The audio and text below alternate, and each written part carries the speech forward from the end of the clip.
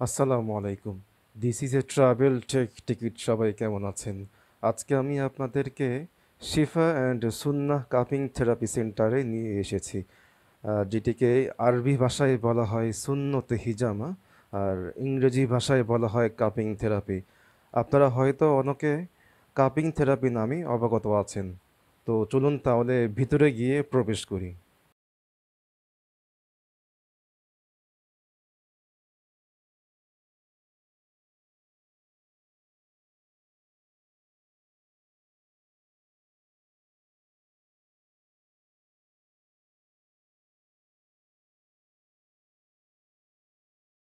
এখানে যে থেরাপিস্ট আছে ওনার সাথে আমি একটু কথা বলি আর কি। আসসালামু আলাইকুম ভাইয়া। ওয়ালাইকুম আসসালাম রহমতুল্লাহ বারাকাতু। তো ভাইয়া আপনার নামটা একটু বলবেন। আমার নাম মোহাম্মদ ইকবাল হোসাইন। ইকবাল ভাই, আপনার যে থেরাপি সেন্টারের ঠিকানা একটু সবার উদ্দেশ্যে বলবেন।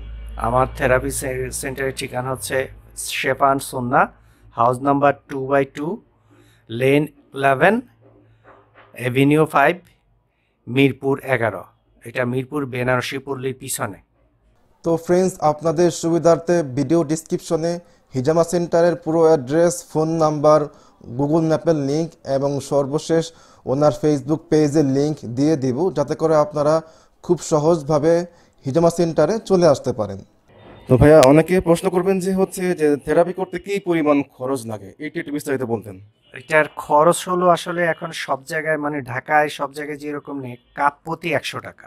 এখন বডিতে যে করে যদি 10টা কাপ লাগে, আমি সাধারণত 1100 টাকা নিই, কারণ আমার কিছু ম্যাটেরিয়ালস ব্যবহার করতে ওইটার জন্য এক্সট্রা 100 টাকা। এটা যেহেতু সুন্নতি হিজামা, সেক্ষেত্রে সুন্নত অনুসারে তো কোন কোন সময় হিজামা করা হয়? আরবি বুধবার ছাড়া সপ্তাহের যে কোনো দিনে যে কোনো সময় হিজামা করা যায়, কিন্তু শর্ত হচ্ছে খালি পেটে হিজামাটা করানোটা হলো একটা সুন্নত। এতে ফল ভালো পাওয়া যায়। তো ফলে হিজামা করাবার আগে কমপক্ষে 3 থেকে 4 ঘন্টা না খেয়ে থাকতে হবে। তো জেনারেলি আমি ফজরের পর থেকে করি আর কি, তখন মানুষ নাস্তা না করে নাস্তার আগে করা হয়। এছাড়া তিনি যে কোনো সময় ফোন করে আসলে হিজামা করাতে পারি। তো ভাইয়া, সকলের উদ্দেশ্যে একটু বলবেন আর কি, যে থেরাপি করার মাধ্যমে কি কি রোগের চিকিৎসা হতে পারে? অ্যাকচুয়ালি হিজামার মাধ্যমে অনেকেই অনেক রকম রোগের উপকার পাইছে। 70টা রোগের উপকার হিজামার মাধ্যমে পাওয়া যায়।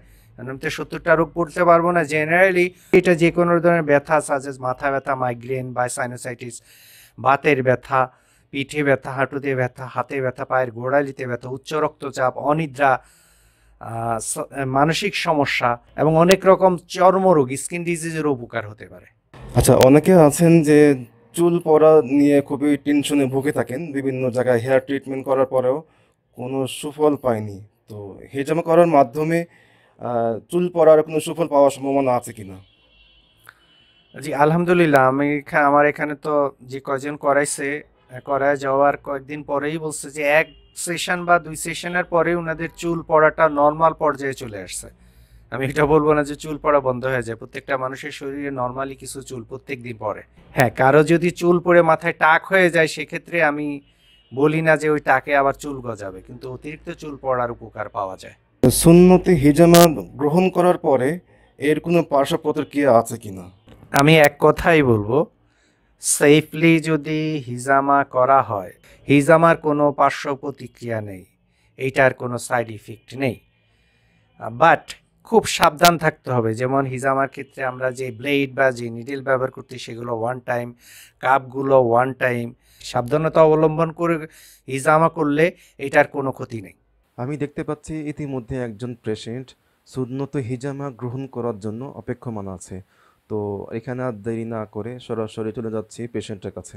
বিসমিল্লাহির রহমানির রহিম। একটা আমরা হেক্সাসোল ইউজ করি এবং ভায়োডিন ইউজ করি। আমি ব্যবহার করতেছি জয়তুনের তেল, জয়তুনের তেল। লুসিভ অয়েল। এটা একটা ডিপ টিস্যু ম্যাসেজ হয়, সো দ্যাট ব্লাড সার্কুলেশনটা বাড়ে। জাস্ট অয়েলটা এখন আমি সারা পিঠে মেখে নিচ্ছি আর কি।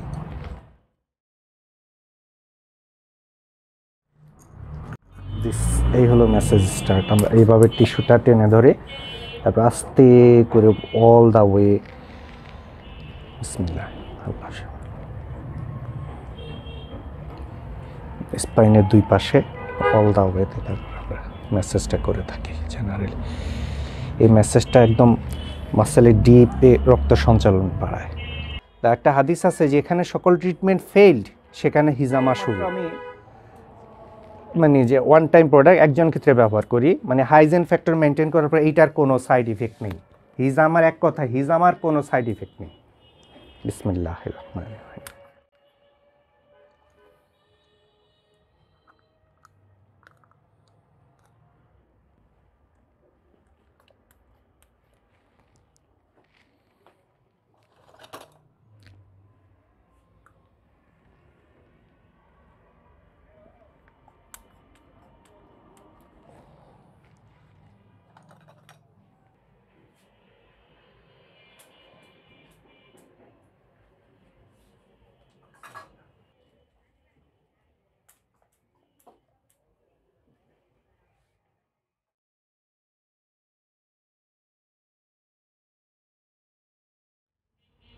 পাঁচ থেকে 6 মিনিট পরে পেনিট্রেট করব, তখন ব্লাড আসবে, তখন একটা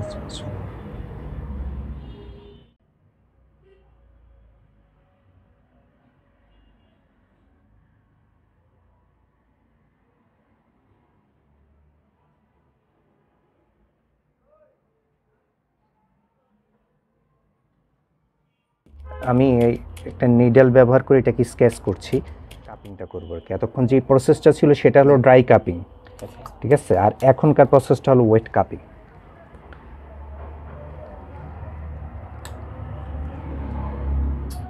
তো একই রকম ভাবে সবগুলোই করা হবে না? সব কয়টা, জি সব কয়টা। স্যার, অনেকে প্রশ্ন করবেন যে হিজামা শুরু থেকে শেষ পর্যন্ত কি পরিমাণ সময় লাগতে পারে? অ্যাকচুয়ালি এটা নির্ভর করে হলো কি পরিমাণ কাপ ব্যবহার করতেছি। তা জেনারেলি এটা 45 মিনিটস 45 মিনিট থেকে 1 ঘন্টার ভিতরে আলহামদুলিল্লাহ হয়ে যায়। বাট অনেকে আছে ফুল বডি ডিটক্স যখন করে, যেমন আমি এটা ব্যাক করতেছি, অনেকে পা পর্যন্ত, লেগ পর্যন্ত, সেক্ষেত্রে 1.5 ঘন্টার মতো সময় লাগতে পারে। আমরা সাধারণত যত্ন সহকারেই করার চেষ্টা করি। ওইটাকে আবার স্যানিটাইজ করতেছি।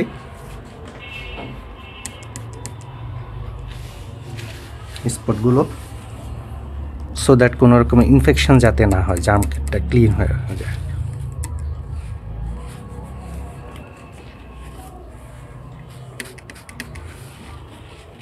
এক কথায় বলা যেতে পারে যে হচ্ছে হিজামা করার শেষে দ্বিতীয় ধাপে জীবাণুমুক্ত করা হচ্ছে আর কি। এই স্পটগুলো 7 দিন থাকবে, 5 থেকে 7 দিন, তারপরে কেউ হিজামা করেছে বুঝবেও না, একদম ক্লিন হয়ে যাবে।